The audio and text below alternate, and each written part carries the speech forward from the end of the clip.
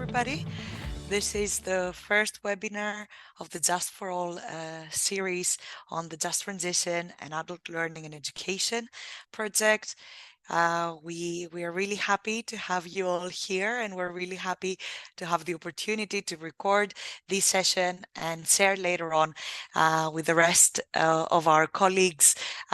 We will have also the opportunity. We will give the opportunity to people speaking Greek, speaking Swedish, and speaking French to also follow the video subtitled, as these are the languages of our project partners. So if at this meeting you find it difficult to follow on, we will do our best to make it more accessible later on down the path after the recording is completed. And with that, of course, we should let you know that we are recording this session, as you know from the registration form. And the idea is that this recording will be publicly shared later on YouTube and in the training platform of EAA and the Just for All project. So if you don't wish for your face to be included in this recording, please go on and turn off your camera. But if not, we're really happy to see some faces. So we're really happy to see you. And of course, this is supposed to be a really communicative webinar. So we want your opinions, we want dialogue, and we want to see what you think about the learning topic at hand. So welcome everybody. I see that we're still having some people joining. I see some hearts. Thank you, Hilmi. Hilmi is joining us from Solidar, a partner in the project. So thank you for that. And let's see. Okay, great. So I think without further ado, we can start with our meeting. And if anybody new joins in, I would ask my colleague Charlotte to admit them if I don't see them first. And yeah, with that, I think that we can get started. I hope that you can all see in Spotlight our 4 speakers. Erika, Luisa, Claudio, and Lorraine. I'm using the order in which they will talk to us, and in which we will get to meet them. But then again, as I said, we're just going to have a really nice discussion with everybody. So welcome to our speakers as well, and we're really happy that you're here with us today. Okay, so as today is going to be quite a discussing webinar rather than a lecture webinar, as we like to call it, I am going to start with the first and only PowerPoint presentation for the day before getting into our discussions. So I'm just going to share my screen, and hopefully it's going to be visible for everybody. Is it visible? Is the screen visible to everyone? Great. That's perfect. Okay, so we're here for the introduction to adult learning and education and the Just Transition webinar, which is, as I said, a part of a bigger, let's say, issue, the Just for All MOOC, the Just for All massive open online course that aims to provide a more comprehensive understanding of Just Transition within the context of adult learning and education. So in this module, in this MOOC, which is hosted in our Moodle, we have 8 modules. There are quite a lot. This means that we also have 8 webinars, which something that you probably already know as you registered and you saw this really long introductions of modules in the beginning, because we want to cover as many aspects of the Just Transition as possible. The duration of each of these modules is about 2 weeks long, and this includes the recording of the webinar, we have lectures, we have case studies, we have additional resources and forum discussions, which we really hope we will see you following through. We will also provide a certification after concluding this MOOC, not only after the entire MOOC, but also after each of the modules. If you fill in the activities, if you mark as read all of your activities and resources in each of the modules, you will be able to earn an open badge. So which are these modules that we're talking about? The first one is, of course, this one. It's an introduction to adult learning and education and lifelong learning for the just transition. Moving on, we will be going through what social innovation in the era of just transition might mean. We will talk about empowering and engaging vulnerable groups and groups that have been subjected to systemic exclusion.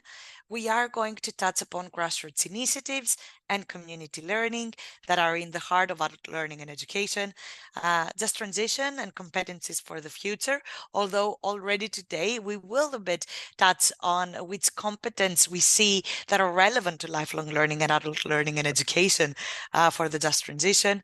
We will move on with awareness raising actions and campaigns for citizens and consumers, linked to also strategic partnerships for the just transition, and finishing with gamification and other innovative methods to promote a just transition.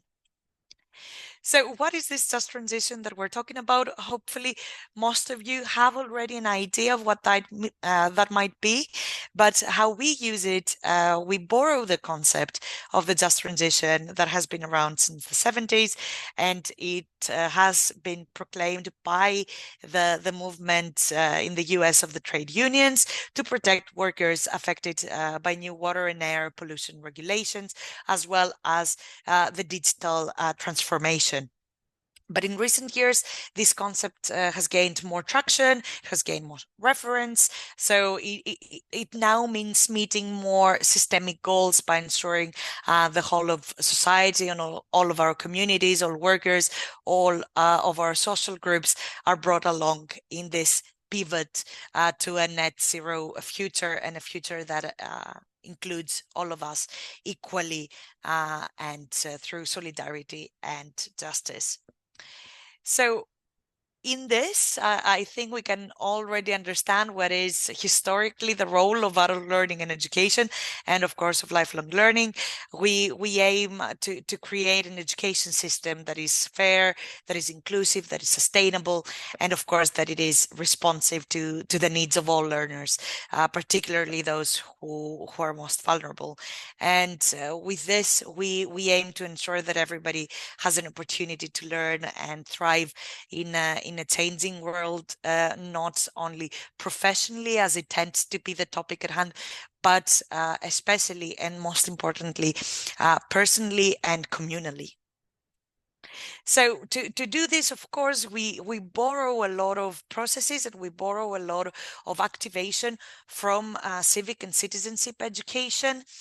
We do that because we believe that through this process, we can reflect on our roles as citizens in a democratic society, and we can better understand the structure, the functions and the processes of government and other civic institutions in this particular goal. It can help us develop our skills for critical thinking and decision making, foster our values such as tolerance and respect for diversity and commitment to the common good. And as we say at the EAA, the European Association for the Education of Adults, which I am representing, but I will tell you a bit more about me soon. We say that adult learning and education should be perceived as a common good. And of course, finally, encouraging engagement in community service, in voting, and any other forms of civic involvement, because we know that we have to claim our rights to have them. And this is the first and foremost role of talking about justice. So in this process that we will follow several approaches and several pedagogies. We will see community learning, interactive methods, public pedagogy as some things in our toolbox that we appreciate in the first module of our course, while also touching on the very important element of the digital transformation in the world of the just transition, especially regarding to how said transition positions ourselves critically in generally concepts of transformation and the twin transition, as it is called. We are also touching on policy and advocacy because we really believe that it's our forefront at this point, that we advocate for as many issues that are close to our heart and are close to our communities. And all of this you can already find through examples that we have collected of a successful just transition initiatives from the European, the global contexts, but also from the key countries, the affiliated entities of our project, and that is Cyprus, Ireland, France, and Sweden. And all of this you can actually find, most importantly of all together for free by following our training platform. I have here a QR code if you want to just scan it and follow it through. But I think that also my colleague Charlotte can put it in the chat if someone just wants to press on the link. Today, it's not going to be only me that is going to be talking, thank God. And I am going to have with me some lovely people. First, we have Erika Semlai from as a policy and project officer at the Lifelong Learning Platform. We have Luis Esposito, project manager at the European Institute of Technology on Urban Mobility, joining us. We have Claudio Dondi, that is and was the scientific coordinator for the CITIZED project, and many other things that he will let us know. And Lorraine O'Connor, a partner in this project and community education officer at AONTAS, the National Adult Learning Organization of Ireland. So these are the people other than me, and the fifth person in these panels is going to be me. I am Angeliki Giannakopoulou. I know a long Greek name. It's not that easy to remember. You have to just remember me as Angeliki, and I am a policy and projects officer at the European Association for the Education of Adults. I have already told you that AONTAS is one of our partners in the JUST4ALL project. But we're not alone in this. We are coordinated by our colleagues in Solidar. Here again, joining us in Brussels. We are also joined by Cardet, our partners from Cyprus, La Ligue from France, and ABF from Sweden. We have quite a mix, and we hope that all this work is going to be quite interesting in several contexts and for several of you. But with that, I think that I have already said far too much, so I'm going to stop sharing my screen, and I think that we can get to the actual how can I say, the actual content, let's say, of this webinar. And I am going to start by introducing you to Erika a bit more before she talks to us. So hi, Erika. Erika is a policy and project officer at the Lifelong Learning Platform. She's responsible for monitoring EU education and training policies with a focus on sustainability and internationalization and the implementation of Erasmus Plus projects in these areas. She also represents the Lifelong Learning Platform in external alliances, such as the Just Transition Alliance, led by Solidar, that is also joining us. And Erika's professional experience includes project and research work on sustainable development, education for sustainability, ecological transition, academia, civil society interactions, and internationalization of of education. So I hope I said everything I needed to say for now. So welcome, welcome, Erica. Thank you so much for being here with us, and good morning. Good morning. And good morning, everyone. So I think that I can start with our first questions for this discussion, and starting from the point that lifelong learning is, as we said, absolutely essential for equipping individuals with skills, the competencies, the processes needed to navigate the world, but also the just transition. So from your perspective and the perspective of the lifelong learning platform, what are the most critical processes or competencies or skills that we need to develop for adults to participate more effectively in this transition? Thank you, Angelique, and again, good morning to everyone. I wanted to start a bit, perhaps breaking down a bit what you just mentioned in terms of what our positioning is, but to start with the first part where you mentioned how lifelong learning is essential for equipping individuals to navigate the just transition, and for the participants perhaps who don't know about the lifelong learning platform. Our advocacy is this is very much at the center of our advocacy, in the sense of, first, we aim to see the concept of lifelong learning understood as learning from early childhood to adulthood, and through the different learning environments within that learner journey. So yeah, it is essential for us to make better connections across all of these parts of the learner's journey in all of these learning environments, to develop these competences, of course, comprising knowledge, skills, and attitudes within it, and that can help learners navigate any transition and help them make this transition just transition. So that's it's at the center, we can say, of our advocacy, and if we want to spotlight critical or the most critical competences that adults need to develop in this regard, I have to say that we do gather representatives from. Very much like the concept, we gather the representatives covering all of these education sectors and all of these different ages and learning environments.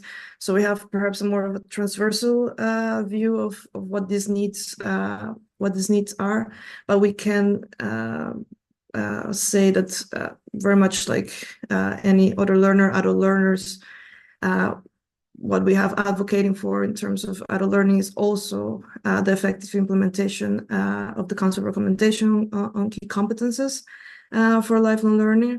And we consider these as critical competences also for adults to develop in order to effectively participate in this current twin transitions, but also in any other life transitions that may happen. So it could be a personal transition as well, as much as the big challenging transitions that we have as a society.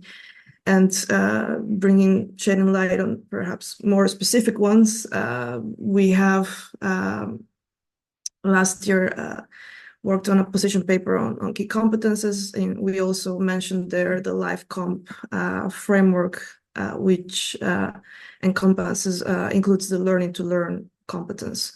And I think this is always something that we try to, when we're asked about this topic, we highlight the learning to learn competence, because it means that adult learners could more easily switch between different sectors of work, different industries, and be able to more successfully navigate the twin transitions.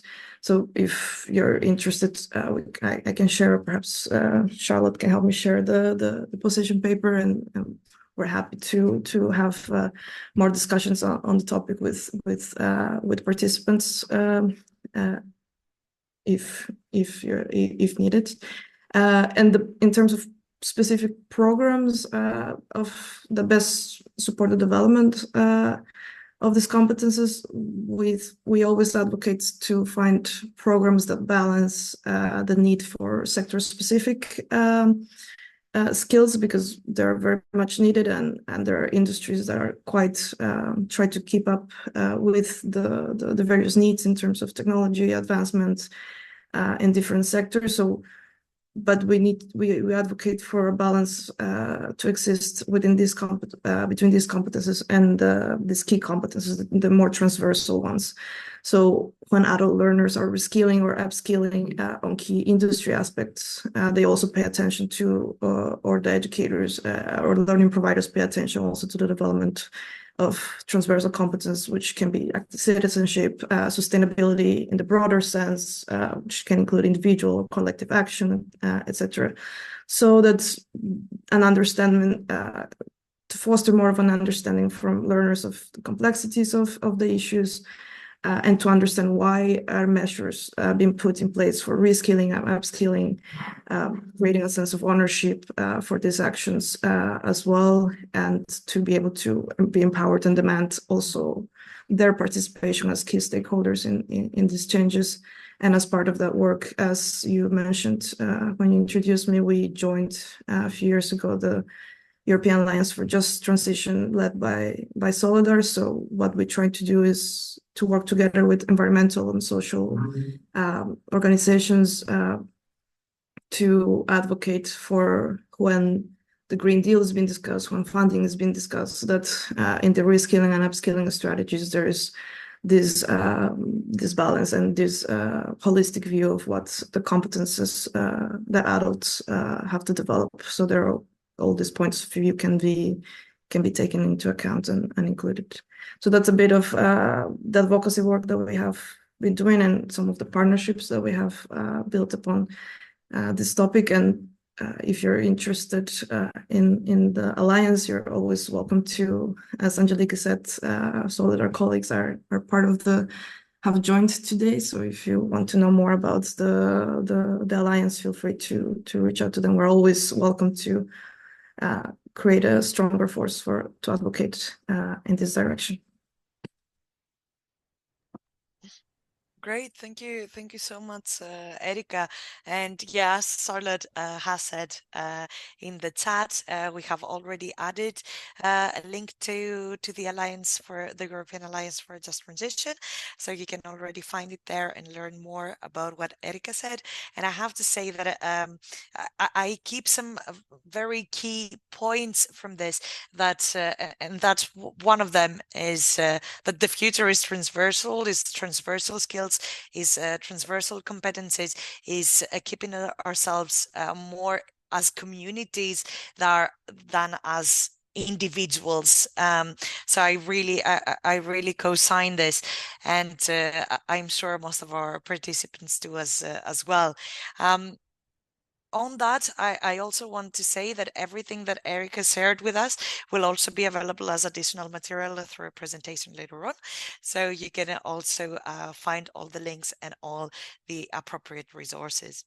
So with us, and these standing for the rest of our participants, let's get to know our second, let's say, colleague in line, Luisa. So hi, Luisa. Really happy to have you here. And Luisa is a really experienced project manager with a passion for positive change in education and sustainability, of course. Her experience developed during her time at the University of Cambridge, working on education reform projects, and it has equipped her with a strong foundation in leadership, strategic planning, and operational excellence. Throughout her career, Luisa has consistently demonstrated the ability to build and lead high-performing teams while fostering productive collaboration with diverse stakeholders. And we're really happy that she's with us, because she's indeed deeply committed to the power of education as a catalyst for sustainable development. So we really hope that Luisa joins has as in her aim to build a brighter and more sustainable future, alongside, of course, the European Institute for Technology and the EIT Campus, the Commission's e-learning platform that offers vast resources for lifelong learning and sustainability. So we're really, really happy to have you here with us, Luisa, and we would really like to pick your brain today. Hello, everyone, and thank you for having me. Lovely to have you. So, starting with your, let's say, first question. So, you are representing currently an e-learning, a digital platform. So, the digital part of the Just transition, as we mentioned before. So, how do you see that digital learning platforms can be leveraged to democratize access to education and support the goals of the Just transition? Do you have any specific maybe examples to share with us or anything that could help us understand it a bit better? So yes, I would like to break down this question as well, and first of all, explaining a little bit what the EIT Campus is, and then how we support the Just transition. And I actually have two examples if we have time. Otherwise, one is absolutely fine. As you mentioned, the EIT Campus, it is a digital learning platform, but we like to address it as a one-stop shop for diverse programs in innovation, sustainability, entrepreneurship, and technology. So that's interdisciplinary there. So we also have the mission to empower our community by promoting lifelong learning and giving the learners the right skills to upskill and reskill in line and feeling relevant with what is happening today, because the world is rapidly changing and industries are advancing. But our platform is not only designed to develop the skills, but also to support the Just transition by ensuring fair access to lifelong learning. So if you share the link of the EIT Campus on the chat, you can navigate yourself and see by yourself what we did with this platform. We tried to create an easy-to-use interface where learners can actually navigate it very easily without effort, and they can access the information, the resources they need immediately. Also, we optimized the layout of this platform for accessibility, so everybody from all backgrounds or abilities can engage with the content smoothly. So as I said, to let you understand what our platform, digital platform, is about, we have a vast offer of courses. We have over 200 courses, but the majority of them, and this is important for the Just transition, are free and affordable. We wanted to provide learning opportunities for everybody, from organization to general public to professionals, to help them to upskill and reskill while promoting the equity. We also wanted to create a flexible learning environment. That means that the majority of our online courses are actually self-paced. It means that you can take them, so learners can take them from every background. They can participate on these courses and grow regardless of the time and location. And also we created a content that is modern. It means that it's actually related to what's happening with the changing in the industries nowadays. So the learners can feel equipped with the right knowledge and skills to challenge this complex challenges, actually, to face these challenges. And also, and this is probably the most important part, especially if we talk about Just transition and community, it is an online community of learners, but it's a community that is growing, but it's not only a collection of resources or skills and knowledge, it's also a space where learners can actually go there from every background, again, from wherever they are at the time that they're in, and share experience, share information, share what they learn, and discover the solution that are actually unique for them. Also, what I want to say that the platform is free for everybody to navigate. However, the community, you need to create an account with us, but again, it's free. And by creating this account, you will have access to this discussion opportunities. Also, I want to say that at the EIT Campus, we see ourselves as a catalyst in promoting equity in access to lifelong learning. because we are aware that we can reach a wide range of audiences, wherever they are. But also within these audiences, we have local authorities, we have activists that perhaps are already part of our community. And that means that within those groups that are already in our community, they can actually create a cascading impact towards those communities that perhaps don't have direct access to online education. So as you can see, at the EIT Campus, we're not just trying to provide education, we're actually promoting a future for sustainability, equity, and lifelong learning that actually mix together. So, and we see this opportunity to reach the goal of the just transition through the power of online education, whether it's with free and affordable courses, accessible to everyone, most people and whatever they are, but also through a cascading impact. Whatever you learn through our community, you can actually transfer it within those communities that are actually underserved. The second part of your question was if I had any examples of this impact. So as I said, we have a wide range of free and affordable courses, they're self-paced online courses, and most of them, some of them, are actually a foundation level. And today I want to focus on this very interesting course that it is a foundation level that focuses on the concept of the super blocks, and how they have transformed urban spaces in cities like Paris, for example, Milan, and Barcelona. So this course provides a foundation level, foundation understanding for learner of this urban planning for a more sustainable living within the cities. So this course in particular look at the example of Barcelona and how super blocks have been integrated in some of their neighborhoods. So these strategies have divided neighborhoods into smaller grids, and they have focused the strategy on pedestrian, cyclist, and public spacing, reducing obviously the access for cars into these areas.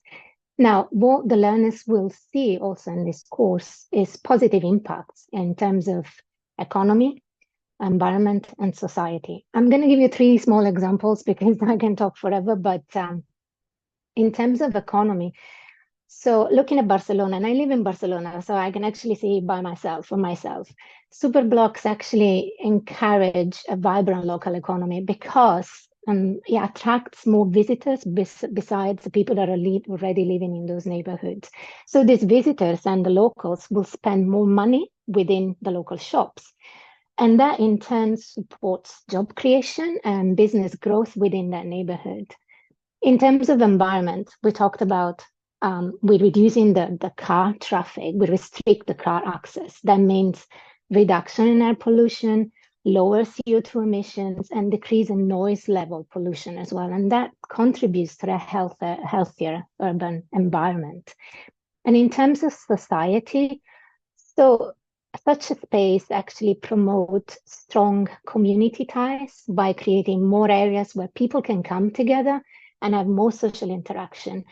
And also, this space promotes active mobility. So people take longer walks or walk more, or actually some people have started cycling. So the overall quality of life has actually improved a lot. And there are examples, Barcelona, Paris, Milan, and I think New York is starting as well. So this, I don't know how much time I have, but I do have another example, but Angelique, you can stop me at any time. Maybe because I know that there is one more question that I would like to ask you a bit later on. So maybe we keep the second example for that, and also because I think that you said something that really links us to our next speaker. So you talked about how access is key and how we have this cascading impact of for sustainability and that reminds me a lot of what we discussed when we discussed civic and citizenship education. So I think that this links us really well to the statements that we're going to have to hear from Claudio coming next. And just to give you again a bit of an idea of who Claudio is, Claudio has been working for over 40 years in research and innovation. He has applied this knowledge to the fields of education, and amongst us others, since 2016, his main interest has been citizenship and peace education and participatory democracy approaches, policy labs in particular. Thank you, Claudio, for being here. I think this is really relevant. And with the support of the International Institute of Humanitarian Law of Sanremo, which I believe is where Claudio is joining us from today, he was one of the promoters of the Education Inspiring Citizen project in 2019-2023, which explores current policies and practices in citizenship education, and which developed a whole school approach, close to the whole institution approach that you might have worked with. There's a toolkit on that in the CITIZED project, and as well as policy recommendations to improve citizenship education. And he's presently engaged in the LLL project, addressing the issue of how citizenship competencies can be integrated in all fields of adult education, including that. So thank you so much for joining us, Claudio, from beautiful Sanremo. Well, good morning, and thanks to you for this invitation. I'm obviously the oldest in the crowd here, and I will not tell you everything about all the projects you have mentioned, but just why, after working for some 25, 30 years on learning technology, research, excellence networks, and other things, and association, I moved to a reflection about the fact that education was focusing too much, in my view, from the 2000 on, at least, on professionalization and academic achievement, and too little on civic dimension of education, of building the citizen who is able to respect the others and to face decision with the systemic view of what the community needs, what is the common good, what is the social pact, etc., etc.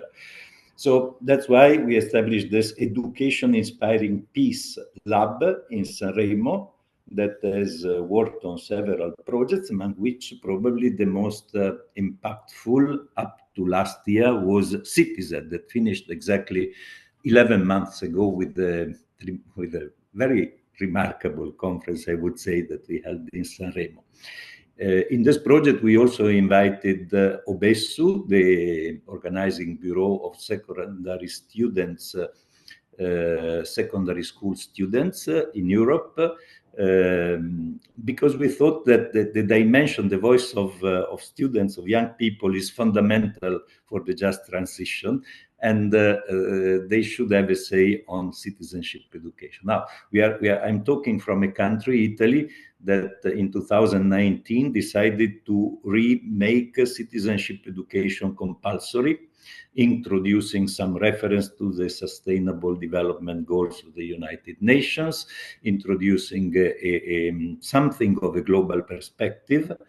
And unfortunately, this year we received other directives from the present government that re-establishes the citizenship education that I was doing when I was 12 years old, all based on the knowledge of the national constitution, of the national value, on the patriotic value, and other things like this.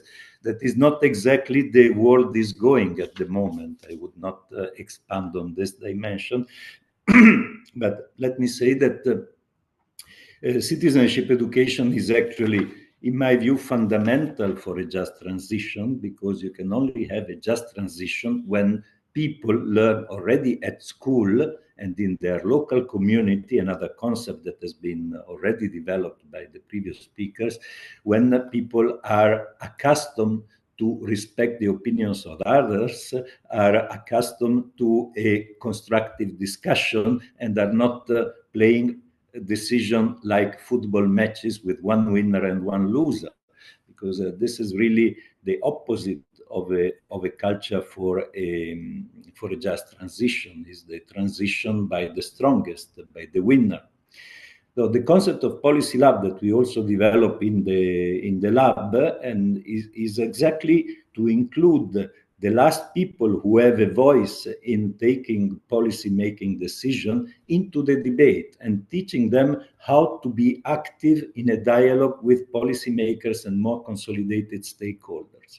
I think that is one of the big value that the lab is trying to promote with projects like Master Lab. But coming back to CITIZED one moment, I think Angeliki has already mentioned what we did in the project. I think the important components of this project, apart from a review of how citizenship education was evolving in several European countries and at the European level as a whole, has been to create a guide for a whole school approach that is translated in 5 languages. It's called Democracy at School, and is addressing the different target groups within the school, from the school heads to the students, and the local community. It is based on the concept of local learning ecosystems for citizenship and peace. And that is what we think is the dimension through which the digital and the green transition should be filtered. We see, unfortunately, also in the Commission policy, several plans that take digital transition on one side, green transition on the other side. And then, since we need to remind that there are some people who could be losers in this transition, we introduce the just element, the just transition. I think these things need to be seen in a more integrated, holistic way.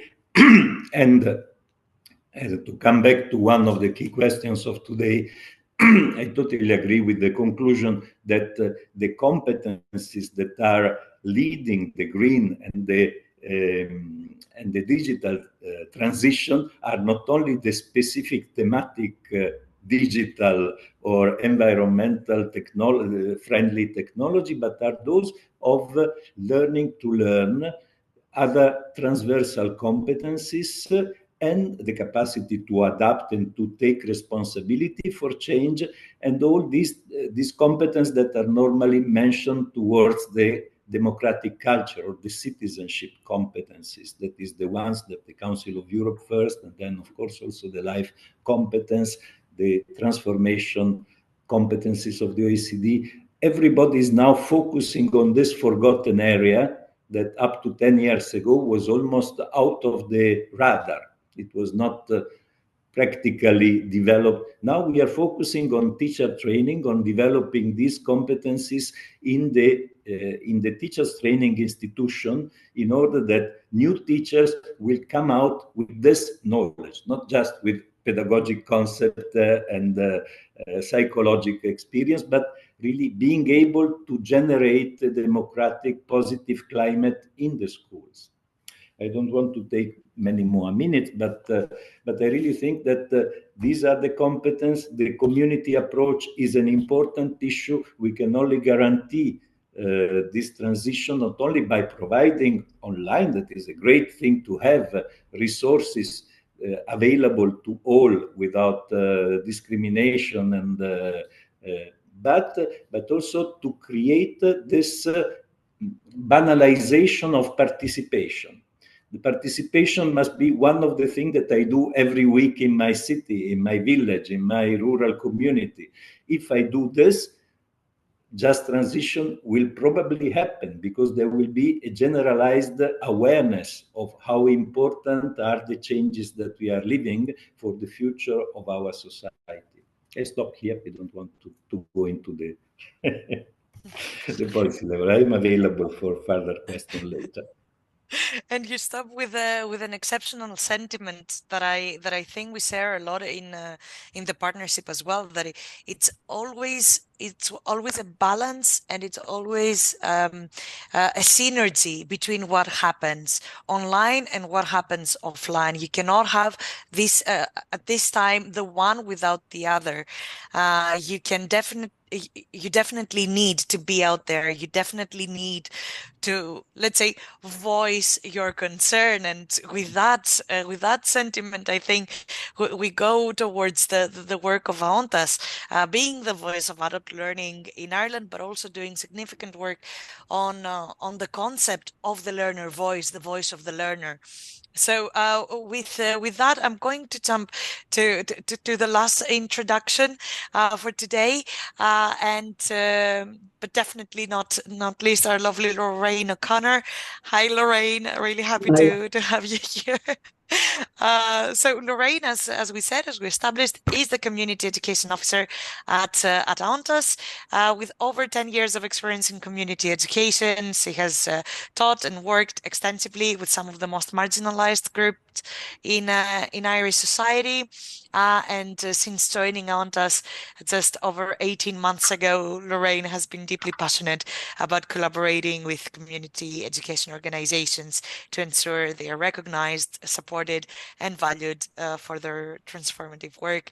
And Lorraine, of course, is also an advocate for the principles of the just transition and striving to create a fairer world where no one is left behind, and where inclusion, equality, and justice are not merely ideals, but let's hope lived realities.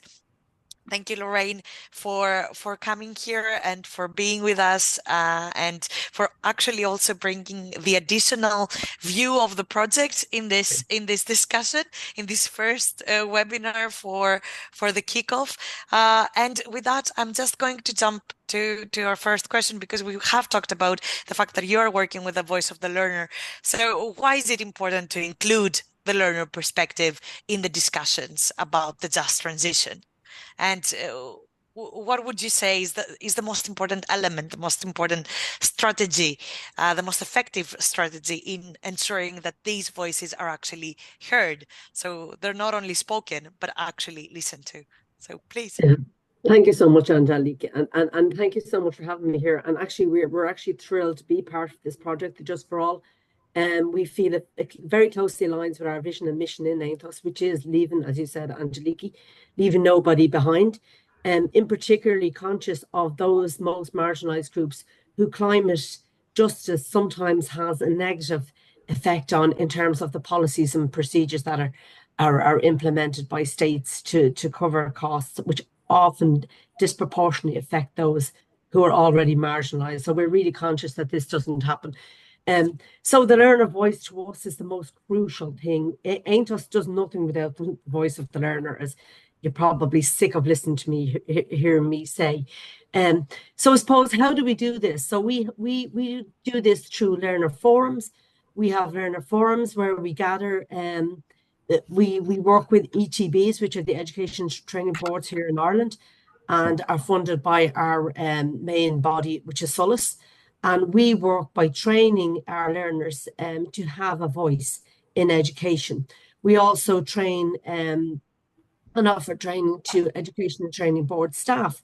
So we basically gather the ideals of the learners in policy and practice, so that any policy practices and programs that are being designed and developed are created with the learner voice.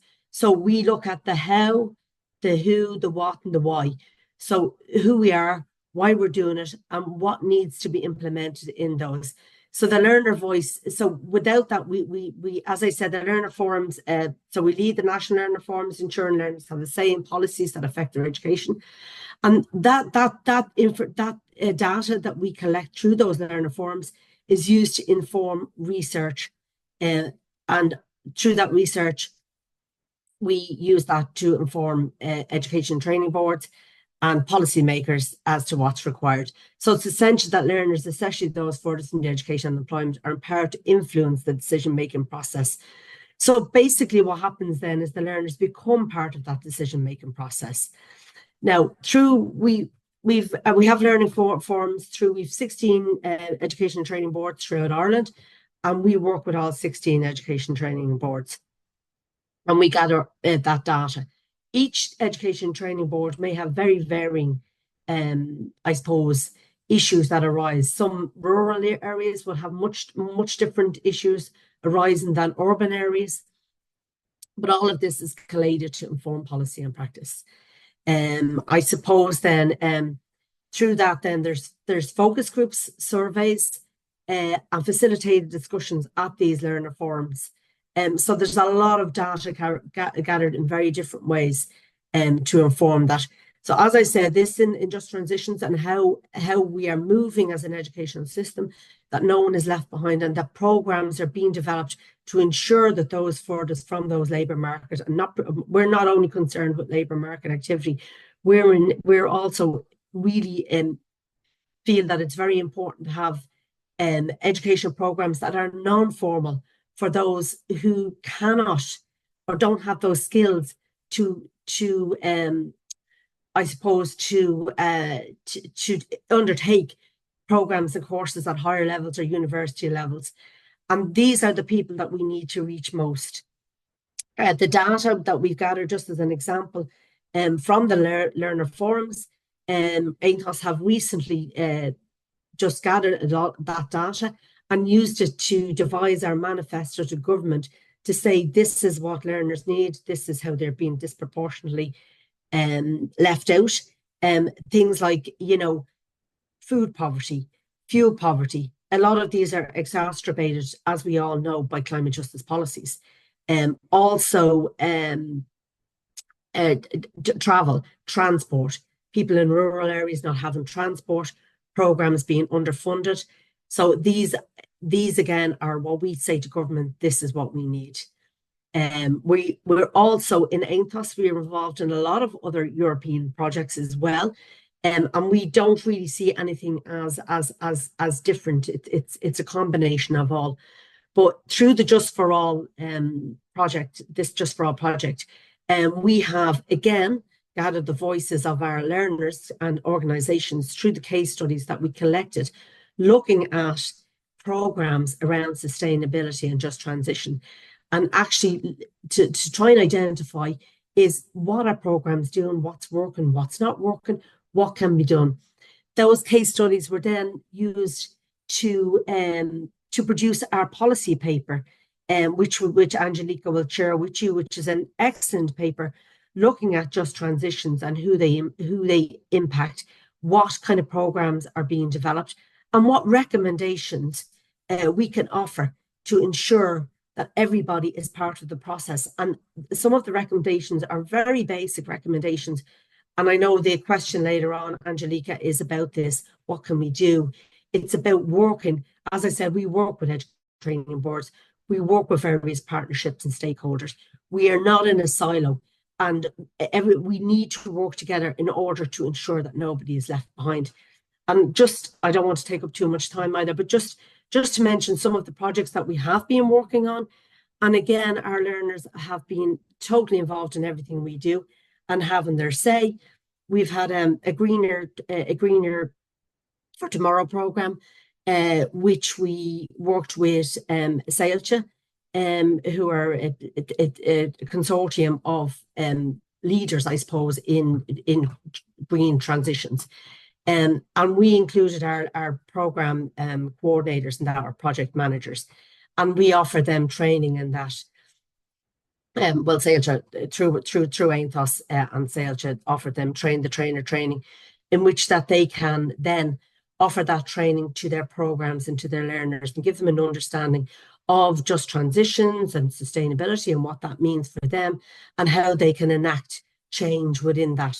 And we also offered organisations €1,000 for becoming involved in this project, and that enabled them to deliver these programs, which is crucial in an area where funding is so hard to come by.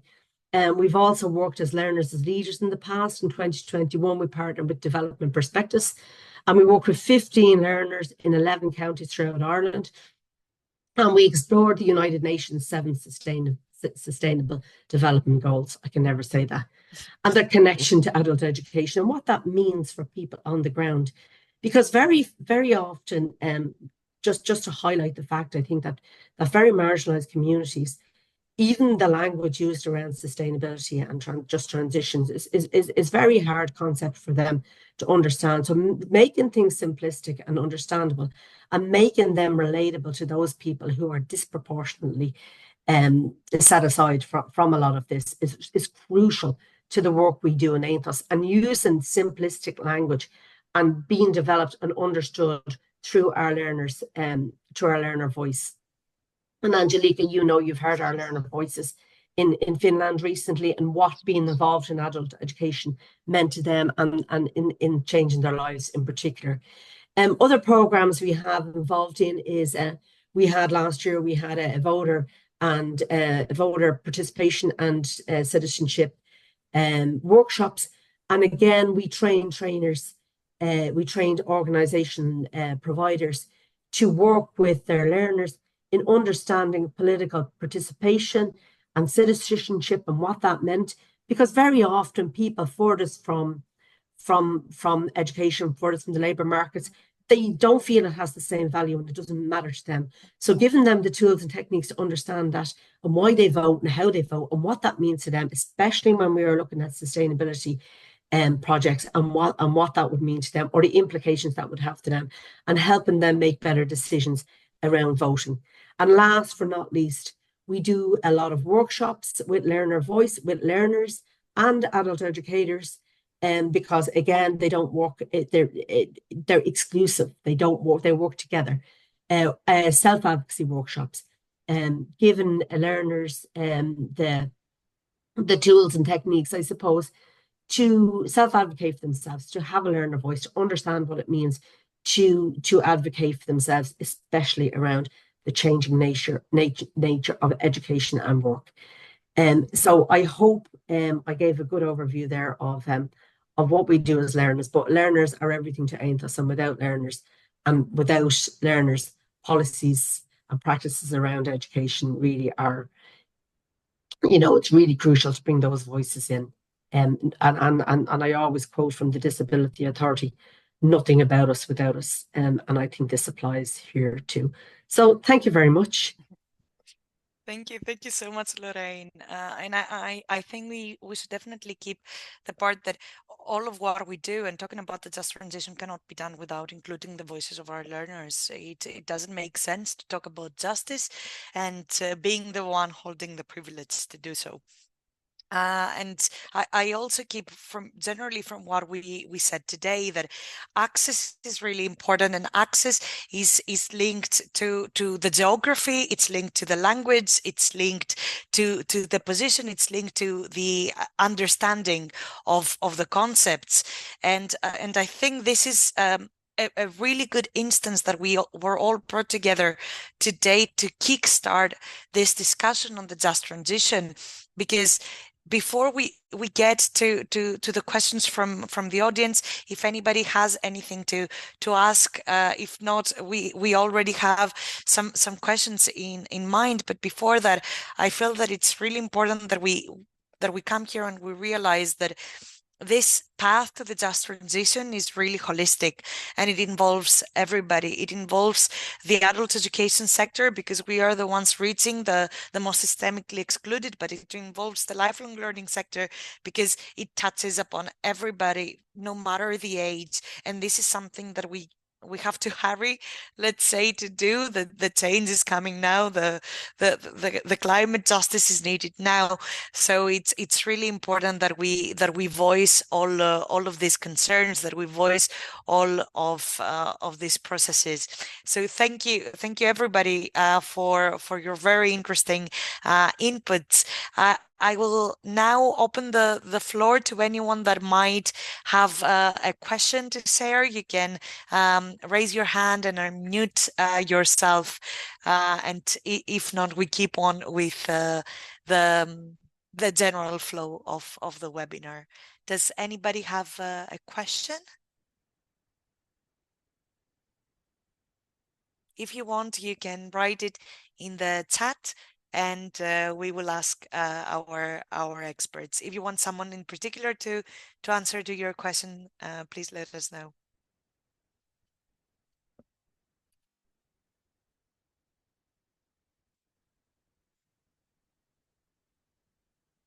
I don't see anyone at this point, so I guess we can go on with the next point in the discussion, in the more free discussion. So I will ask any of our speakers that wants to comment in any of the following questions to just take the floor.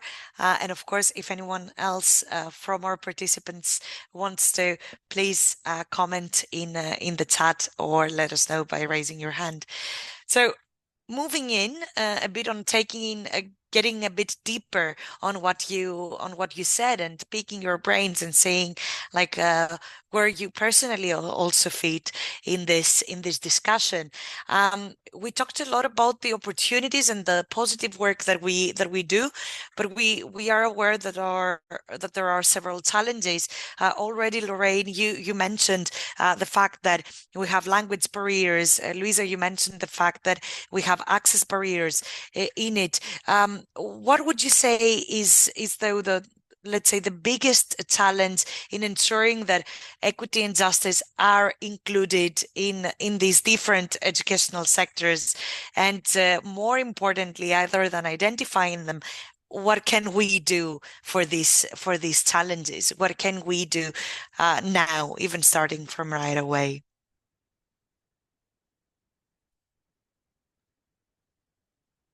Yes, Lorraine?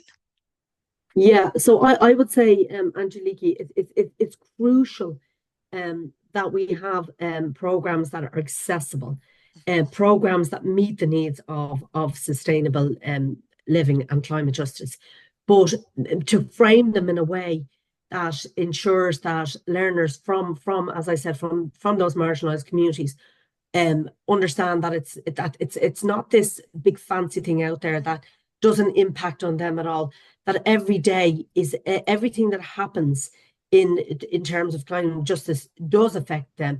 As I said earlier on, some of our findings around, obviously in Ireland, as I'm sure in most of Europe, climate policies have impacted on fuel costs, food costs, generally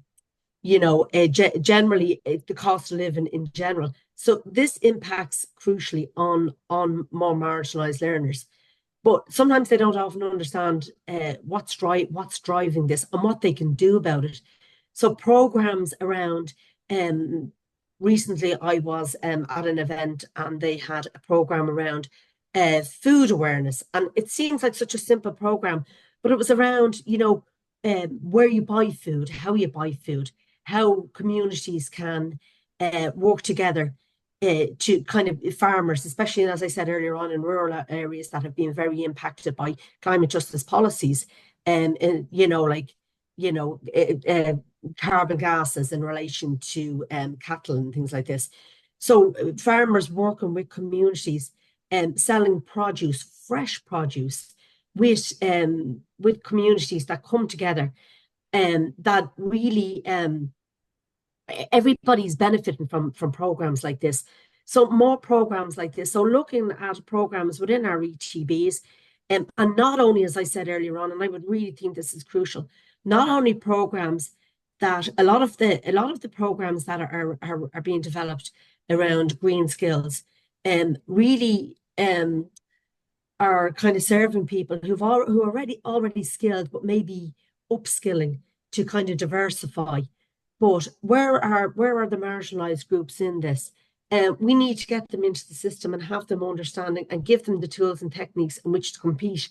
But some of those programs, really those very basic programs, are very important just as a day-to-day way of living, and don't always have to be these crucial. And I do think a lot of green skills and policies have been directed at employment. And I think that in itself is problematic. So I think we need to work with our learners and education training boards to ensure that programs meet the needs of those that are furthest disenfranchised. through climate justice. Thank you. Thank you so much. Thank you so much, Lorraine. Louisa, please go on if you want to say something. Yes, I agree with Lorraine, because it's important to have, as I mentioned before, it's important to have foundation courses because it actually talk about the practicality of things and opportunities. But I also believe that because the access is actually to quality education is one of the biggest problems actually. And for me, having a digital platform like the EIT Campus that is flexible and affordable education is probably not enough. So we also want educators and policymakers to go back to Lorraine's point, to actually create inclusive curricula that address different learning needs, but also that create infrastructure, they invest in infrastructure like the internet, for example, in these regions with limited resources. And that's probably a way to bridge that gap to help those underserved communities. Mm-hmm. Yeah, I completely agree, and it's absolutely essential that our advocacy work does not only relate to the problems that we can solve internally by creating these courses, but it also has to do with our claims towards policy making for the infrastructures that we cannot create ourselves, and we cannot, change in the entirety of our community. We tend to say sometimes when we see on good practices that if it's only in one area, it can be elitist, because if you're not in that area, you cannot have access to it. So it's really important that we create things in the community, but it is essential that we claim for these initiatives to be further upscaled. And with that, we mean the engagement of policymakers as well. And to that, I would like to go to Erika, because you talk to us quite a lot about advocacy work.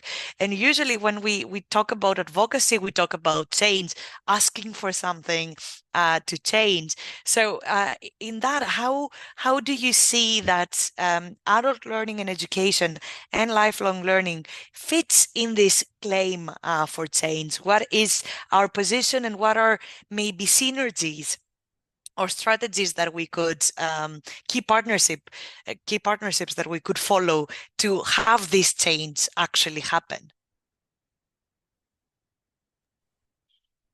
Thank you, Angeliki. You made me think of a current project as well that we're working on, where we're trying to bring together researchers, civil society, and policymakers, who all of these three communities might work with different logics or different expectations and different goals. So I think we all, whenever we meet, we all end up agreeing and being very motivated to continue to build these networks and these partnerships, because it is the way of moving forward in terms of doing advocacy and towards policymakers, to show that we have a united front towards them. But in terms of LLP does a lot of advocacy work, but the work that we do is based on what our members share with us, their experiences that they have in different learning sectors. And from them, we've learned the importance of, along the lines of what Lorraine and Luisa were talking about, building, for example, community lifelong learning centers, or having adult education centers as being hubs to offer these tailored opportunities for different types of learners on one side. So we know so that we can offer the different levels of competences within these hubs, and in a way offering them in a way that it's attracted. We attract learners to bring the learning opportunities to them, instead of asking them to look for the opportunities, because we know that they might not have the time or the resources. So I think the idea of partnering to build partnering around these centers as hubs for these learning opportunities has been something that we have observed within our memberships, that they work a lot with them. They have been working quite well in some cases. So we use these positive examples to do our advocacy. Another collaboration that we can do in terms of joining forces for advocacy is also bringing together the learning providers with social partners.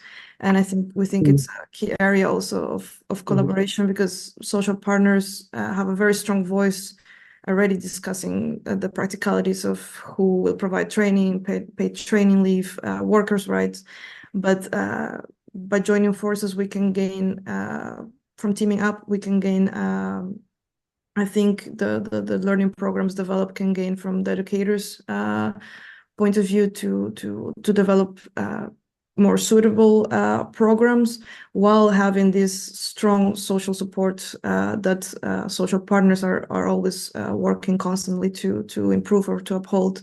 So I think joining forces in this regard is also interesting, and something we have mentioned as part of this community lifelong learning centers.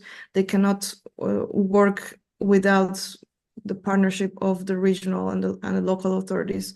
We work a lot at the EU level and advocating at the national level, but through our members, we also try to always highlight how important it is to bring all of these levels, to connect all of these levels from the local to the more international one, and for stakeholders at local level to work hand in hand with their local authorities, because not only they are closer to the community and to these to learners who are more disadvantaged, but they also have, depending on the member state, they also have, many of them, actual direct say on how strategies for skill development are developed. So I think, and sometimes in the countries where they might not have a direct say, they also are. We see how the regional local authorities are also demanding more of a participation in this development. So I think if we unite forces strategically in that regard, we can provide a strong foundation for building these measures on strategies that are inclusive, that are equitable for all learners. So that's some of the things that we try to work with our members in terms of building partnerships and advocating towards our policymakers. Thank you, Erica. Lorraine, please go ahead. Yeah, sorry, I just love to talk. Erica, I totally agree with you, and I think social partnerships, and they are ways that we should be looking at. But one of the recommendations we have made through our excellent report, as I keep saying, that we developed for the Just for All project, based on our case studies, was quite, as I keep going back to the very simplistic things that we can do. So in Ireland, we have organisations, PPN, so public participation networks, and they are collections of environmental, social inclusion, and community and voluntary groups. And one of the recommendations in our report is that we work with them to deliver programs to community groups around sustainability, but also that to ensure a way of gathering community and voluntary groups opinions and feeding them back to local authorities who implement on behalf of government policies and practices. And it's a very good way to, and we have public participation networks all over Ireland. So it's something that we certainly will look at around this work. And I just think it really relates to what Erica said, but also those collaborative relationships between our education training boards, our policy makers, when we are developing policies, but also our education training boards when they are developing programs, and our qualifications Ireland when they are quality proof in programs, that they are fit for purpose and that they matter. Yeah, thank you. Thank you, Lorraine. And I have added in the chat the summary and analysis of our case studies. But I will have to also mention that soon we will have for the public the publication of the background paper of AONTAS as well on what is happening broaderly in Ireland in terms of policies and in terms of inclusion of the concept of just transition in Ireland, that I will have to say is one of the countries that have started actually following the term even to go through their practices on the just transition. So I'm really looking forward the time that we will have in the future to actually bring that forward as well. It's something that I would like to annotate is something that I actually saw in the chat, and it links us a bit to what we will see in the next webinar, in the webinar on social innovation. And what I see in the chat coming from Megan is that there's too much emphasis on skills and jobs in the climate conversation, and the just transition requires moving our economies towards a concept of degrowth, and adult education is key to that. And the concept of degrowth is something that we will have the opportunity to see at the 6th of November in the second webinar, as we will have with us Policy Lab, a policy and training institution from Slovenia that do amazing work in realizing what the concept of degrowth is and how it is linked to sustainability and the just transition. Of course, in our course, we do not only stay at the concept of degrowth, we expand to well-being economies, we expand to just economies. But it's nice to see that the very concept of pushing a bit back from this constant need from growth is essential, and it's essential especially for our sector, because we have been, let's say, the victims of growth a lot, because we have been pushed back as a sector if we're not directly related to professionalization or directly related to vocational education and training. So it's really important that we also strive for it, because it's part of who we are, is engaging with the concept of the joy of learning, of wanting and needing to learn as a person, not only because you have to, is essential for justice and the just transition at that. I don't want to extend too much today's segment, because I know that we only have 10 minutes before closing down, and I know that Claudio has had to be somewhere for this couple of minutes. So I want to close just with one question for all our speakers, and that would be like, what do you keep? What do you want us to keep from this discussion? Just one phrase, one thing that you would like us to take with us after the end of this discussion. I don't know, maybe Luisa, would you like to tell us? Well, for me, what was important in this discussion is, obviously we talked about access and transferability or transversal skills. But for me, what is important is actually to share what you know, share what you learn, and possibly the last sentence that you add, remember to enjoy the process rather than just go for your ultimate goal. So this is what I want to take with me after this session. Thank you so much, Luisa. Claudio, just so you know, we are doing a round of what do we keep from this discussion and what do we want for the participants to keep. So would you have something to say, a sentence?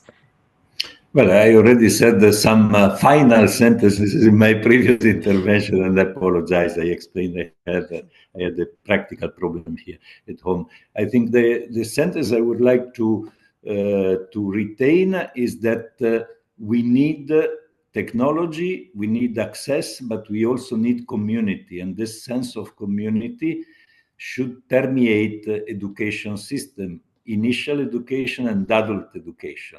I think we shouldn't conceive our education, adult education provision as a standalone miraculous device. It will only work if there is a context around, and the importance of context must not be forgotten. Thank you so much, Claudio. Lorraine? I would say I would like to take our commitment and dedication to ensuring that nobody is left behind in just transitions in our climate in climate justice. But I would also say even through working in the projects and working with our different counterparts here today and learning from each other. And I know, Claudia, you had mentioned that too. And I think that whole thing about communities, the world is in a very precarious place right now. And I think this whole idea of community and the collective is so important. And and I think, as I said, I just think that our commitment and dedication to driving this forward is crucial for me. And thank you, Angelica, for today. Thank you so much, Lorraine. And Erika, should we close with a statement from your part? Was the trickiest the trickiest job, but I think I'll just the sense of community and being united also to advocate has it's always one of the messages that we will always bring to this type of events to discuss with other partners or potential partners, both with policymakers. And what was mentioned in the chat also states a statement. We talk about just transition, and we talk about how sustainability is about economic, social, and environmental, and all of them interacting with each other. But then we tend to just pick a couple of things to and then we expect from the education providers sometimes to then create the programs to address these couple of things that have been spotlighted, and expect education to kind of I don't know, solve some things that are more that should be addressed more in the long term. Of course, there have to be short-term measures, but accompanied by a more holistic, a more comprehensive long-term vision. And I think the message to share would be to not expect education to be the sole responsible for this, but that education has to work together with other fields, social field, environmental health, all of it through whole of government approach. Some of them call it whole society approach, and unite these forces, as Megan mentioned in the chat. Let's stay united to advocate for this. We have to be the ones out there and bringing these learners' voices to the policy level as well. Thank you.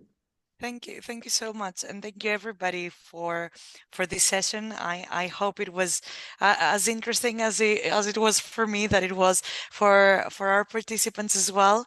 And with that, with just a couple of minutes left, I want for the last time to give the floor to anyone that would like to make any statements from our participants. So feel free to unmute yourselves or raise a hand. I really hope you took something from today.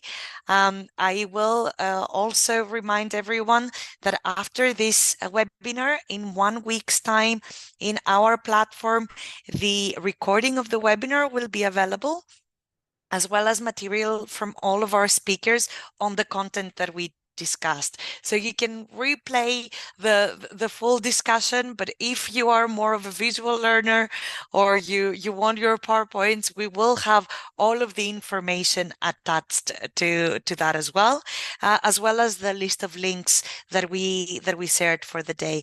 We will also share with all of you a state of progress for this webinar, what happened, what was discussed, and what we shared, and we will also invite you to join our next webinar, which is coming on the 6th of November.